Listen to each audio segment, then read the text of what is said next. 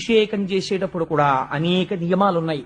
శివలింగం మీద పువ్వు బోర్లించకుండా అభిషేకం చెయ్యకూడదు. పువ్వు బోర్లించి అభిషేకం చేశావు, ప్రారంభమునందు పొడి విభూతితో మొదలెట్టాలి, అంచమునందు గంధోదకంతో పూర్తి చెయ్యాలి. ప్రతి పదార్థమునకు మధ్యలో మళ్ళీ సజలంతో అంటే శుద్ధ జలంతో అభిషేకం చెయ్యాలి. ఆ అభిషేకానికి అనేక నియమాలున్నాయి. ఇన్ని నియమాలతో నువ్వు చేసేటప్పుడు నువ్వు ఆవలించకూడదు. నీ శరీరంలో ఎటువైపు నుంచి వాయువు బయటికి వెళ్ళకూడదు, నువ్వు దగ్గకూడదు, తుమ్మకూడదు.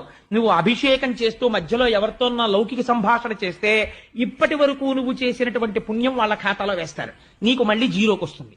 కాబట్టి నువ్వు స్నానం చెయ్యాలి, లేకపోతే కుడి చెవు మీద చెయ్యి వేసుకుని మళ్ళీ చెయ్యాలి. ఇన్ని అల్లర్లున్నాయి. కర్మ అంత తేలిక కాదు. కాబట్టి నీకేమవుతోంది, నువ్వు చేసి నీకు వస్తుందని అనుకున్నదంతా నీకు వచ్చిందో లేదో తెలియదు. ఒకవేళ చచ్చి చెడి ఓ 4 మార్కులు సంపాదించుకుంటే నీకు అన్నం వండిన పుణ్యానికి 2 మార్కులు భారీ వెళ్ళిపోయాయి. కాబట్టి ఉన్నవి 2 మార్కులు.